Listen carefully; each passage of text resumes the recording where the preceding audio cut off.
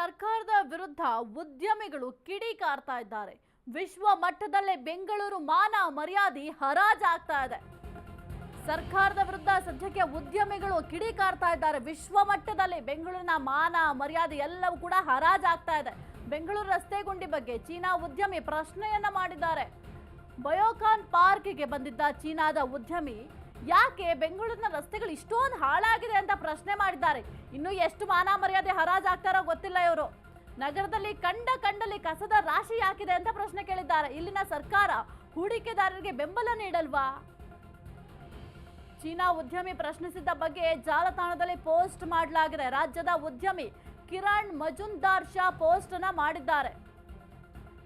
ನಾಚಿಕೆ ಆಗ್ಬೇಕು. ಇನ್ನು ಎಷ್ಟು ಮಾನ ಮರ್ಯಾದೆ ಬೆಂಗಳೂರು ಕಳಿಬೇಕು ಅಂತಿದ್ದಾರೆ ಅಂತ ಗೊತ್ತಿಲ್ಲ. ಅಂತಾರಾಷ್ಟ್ರೀಯ ಮಟ್ಟದಲ್ಲಿ ಮಾನ ಮರ್ಯಾದೆ ಹೋಗ್ತಾ ಇದೆ.